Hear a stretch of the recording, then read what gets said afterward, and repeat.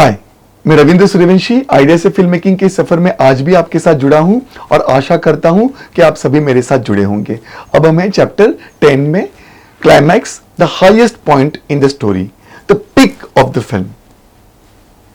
आज तक हमने देखा कि हमारे पास जो आइडिया है उस आइडिया को किस तरीके से हमने कैरेक्टराइजेशन, लॉगलाइन और थीम के सहारे एक ट्रैक पर डालने की कोशिश की।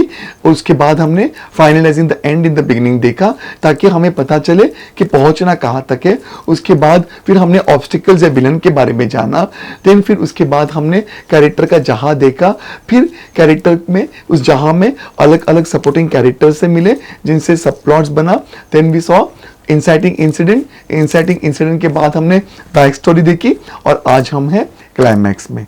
किस तरीके से क्लाइमैक्स हमने देख रहे हैं इतने टाइम से कि इतने सारे एपिसोड्स में कि कैसे वो कैरेक्टराइजेशन, लॉग लाइन, थीम के साथ जुड़ा होता है और इंसाइटिंग इंसिडेंट के साथ जुड़ा होता है कि किस तरीके से उसे फिर एक जो डिसीजन होता है हीरो हीरोइन की लाइफ में, प्रोटैगनिस्ट जिसे कहते हैं, तो उनकी लाइफ में डिसीजन होता है, उनकी जिंदगी में जो एक उथल पुथल होता है तो उसका एक उच्चांक आ जाता है।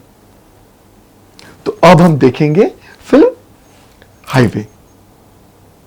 वीरा का जो इस फिल्म का इंसाइटिंग इंसिडेंट जो है ये बहुत ही शुरू में ही आ गया था कि हंसते खेलते एक लड़की की शादी होने वाली थी और कैसे एक नाइट ड्राइव पे निकली और उसका अपहरण हो गया, किडनैप हो गया। उसके लाइफ में इंसाइटिंग इंसिडेंट आ गया। अब हमें पता ही नहीं था कि इस लड़की के लाइफ में ये इंसाइटिंग इंसिडेंट आने के पहले बचपन में मॉलेस्टेशन का इंसाइटिंग इंसिडेंट हो चुका था। एक ऐसा इंसिडेंट उसके साथ हो रहा था जिसने उसको धक्का दे दिया था, उसको डगमगा दिया था, उसको झिंझोड़ के रखा था और उसका मर्दों पर से विश्वास उड़ा दिया था। और जब ये इंसाइटिंग इंसिडेंट जो किडनैपिंग का उसके साथ होता है और फिर जब वो किडनैपर के साथ इतने सारे दिन गुजारती है तब उसका मर्द पर विश्वास दोबारा बैठने लगता है और इसके साथ साथ उसको उसकी खोई हुई आवाज मिलती है, खुद के लिए स्टैंड लेने की ताकत मिलती है। She gets back to the molester। बहुत स्ट्रांगली वो मॉलेस्टर को गेट बैक करती है अपने पेरेंट्स के सामने, पूरे फैमिली के सामने। उसको अपनी आवाज मिल जाती है, उसकी चीख निकलती है। She gets liberated।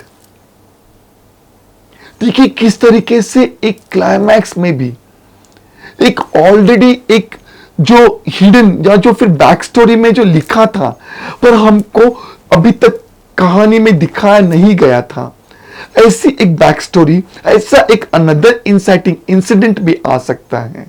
ये इसका एक परफेक्ट एग्जाम्पल है हाईवे कि नजर के हिसाब से हमें जो दिखाई दे रहा है उसमें इंसाइटिंग इंसिडेंट आता है कि वीरा को किडनैप कर लिया। But when the climax of the film comes we always think कि नहीं, जब उसको गोली लगी तो वो क्लाइमैक्स था। No, it's a story about Veera. तो जो उसकी चीख निकली when she got back to the molester, वो है क्लाइमैक्स फिल्म का। और फिर जिसका इंसाइटिंग इंसिडेंट उसके चाइल्डहुड में हुआ था व्हेन शी वाज गेटिंग मॉलेस्टेड। बहुत गजब की स्टोरी है ये। आप भी देखिएगा कि आपके पास जो आइडिया है उस आइडिया का किस तरीके से क्लाइमैक्स क्रिएट हो सकता है। मैं रविंद्र सूर्यवंशी आइडिया से फिल्म मेकिंग सफर में आज भी आपके साथ जुड़ा हूं और आशा करता हूं कि आप सब भी मेरे साथ जुड़े हों। आइए अब देखते हैं फिल्म तनु वेड्स मनु रिटर्न्स। इसमें बहुत क्लियर है थीम कि इंसान जिंदगी में सिर्फ एक ही बार सच्ची मोहब्बत करता है और अगर किसी कारण से वो रिश्ता कायम नहीं हो पाता है तो दोबारा उसे उसी से मिलते जुलते किसी और चेहरे से मोहब्बत हो जाती है। तो यहां पर मनु को तनु से ही मोहब्बत थी और फिर किस तरीके से वो तनु से अलग होने के बाद में फिर वो दत्तों से प्यार करने लगा। बट वो सिर्फ तनु जैसे दिखती थी इसीलिए, और फिर तनु जैसे वो दिखती थी इसीलिए फिर वो उसे प्यार करने लग गया। एंड देन फाइनली इसका क्लाइमैक्स आया जब उसने ये रियलाइज किया कि it is not the other girl, ये वो तनु से ही मोहब्बत कर रहा था और वो तनु से ही मोहब्बत करता है और वो दूसरी लड़की को तनु समझ कर ही मोहब्बत कर रहा था और उसका दिल आज भी सिर्फ और सिर्फ तनु के लिए ही धड़कता है। And then Manu goes back to Tanu, Tanu comes back to Manu. यह है उसका क्लाइमैक्स। हमें कहां कहां से गुजारा इस कहानी ने, कितनों के दिल तोड़े। आप भी देखिएगा कि आपके पास जो आइडिया है उसका आप किस तरीके से क्लाइमैक्स क्रिएट कर सकते हैं। मैं रविंद्र सूर्यवंशी आइडिया से फिल्म मेकिंग के सफर में आज भी आपके साथ जुड़ा हूं और आशा करता हूं कि आप सभी मेरे साथ जुड़े होंगे। अब हम देखेंगे फिल्म दृश्यम। दृश्यम में एक बहुत ही भयानक इंसाइटिंग इंसिडेंट हो जाता है, अनवांटेड, अनइनवाइटेड इनकी जिंदगी में। और फिर किस तरीके से वो लाश को छुपाने के लिए और उसके आसपास के सारे सबूत मिटाने की पूरी पूरी कहानी कोशिश की जाती है। और फिर इसका क्लाइमैक्स आता है जब वो छोटी बच्ची जब अब एक मार से, वो डर से सहम के, घबरा के सच बता देती है और फिर जिस जगह पर वो लाश दफनाई गई थी उनके आंगन में, उस जगह पे पुलिस को ले आती है। और फिर हमें लगता है कि this is the climax of the film. और फिर उस जगह से एक सड़ा हुआ मरा हुआ कुत्ता निकलता है, क्योंकि सैम कुत्ते की मौत मरा था। वो आया ही था वैसा काम करने के लिए गंदा, तो वो मरा ही कुत्ते की मौत। तो कुत्ते की लाश को निकाल दिया वहां से, एक कुत्ता मिल गया वहां पे। But look at the climax, क्योंकि हमारे पास अभी भी हमारे दिमाग में वो चल ही रहा था कि बॉडी है कहां।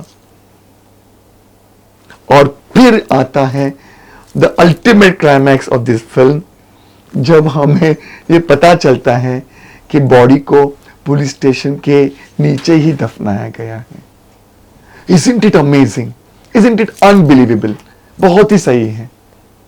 आप भी देखिएगा कि आपके पास जो आइडिया है उस आइडिया का अब किस तरीके से क्लाइमैक्स सोच रहे हैं, कैसे लिखने की सोच रहे हैं।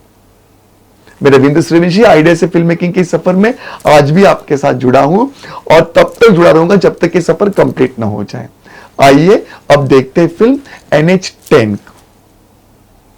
NH-10 का जो इंसाइटिंग इंसिडेंट था कि किस तरीके से ऑनर किलिंग में निकले हुए जो लोग हैं उनसे मीरा और उसके पति का सामना हो जाता है और कैसे एक थप्पड़ पड़ जाती है और किस तरीके से फिर एक ईगो उठ जाता है। देखिए कैसे कहानी है।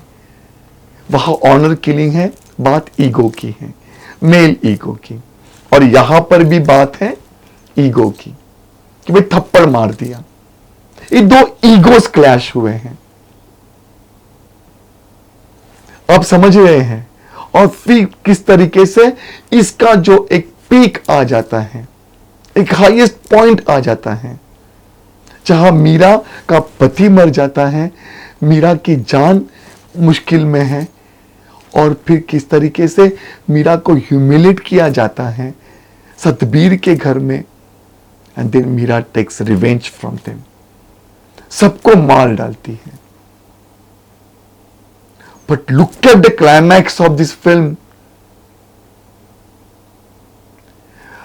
हमें लगता है कि इंसाफ हो गया, उसके पति को मारा, इसलिए बदले में मीरा ने सबको मार डाला। वो क्लाइमैक्स में पहुंची और हो गया। पर सतबीर की अम्मा वहां पर आती है, मां, और तब होता है क्लाइमैक्स जब वो कहती है बेटी थी हमारी, जो करना सा वो कर दिया। Can you see the climax? ये क्लाइमैक्स यानी सोच थी उनकी। ऑनर किलिंग इनके रगों रगों में है, पीढ़ियों में है, सोच में है, खून में है। आदमियों ने उसके ऊपर वो ऐसे ठप्पा मारा है, लेकिन औरतों की जिंदगी में वो घुल गया है। इसलिए घर की औरत होने के बावजूद, बड़ी औरत, उस लड़की की मां होने के बावजूद, she was part of that honour killing. She agreed to that honour killing, उसकी सहमति थी ऑनर किलिंग से। तो देखिएगा कि आपके पास जो आइडिया है, उस आइडिया को आप किस तरीके से उसका क्लाइमैक्स क्रिएट कर सकते हैं कि हमें लग तो जाए कि एक्शन वाइज कि ये क्लाइमैक्स है, ये जान ले रही है, एक के बाद एक सबकी जाने ले रही है, रिवेंज ले रही है। But the story is not about revenge, the story is not about Meera's characterisation, the story is about सोच। एक सोच की कहानी है, एक सोच की कहानी है, और ये सोच है ऑनर किलिंग का साथ देना, उसके लिए लड़ना, और उसके लिए कुछ भी गलत हो या सही हो वो मायने नहीं रखता। आप भी देखिएगा कि आपके पास जो आइडिया है उससे आप किस तरीके से क्लाइमैक्स लिखेंगे। मैं रविंद्र सूर्यवंशी आइडिया से इस फिल्म मेकिंग के इस सफर में आज भी आपके साथ जुड़ा हूं, और जब तक कंप्लीट ना हो जाए जुड़ा रहूंगा, आता रहूंगा। Thank you.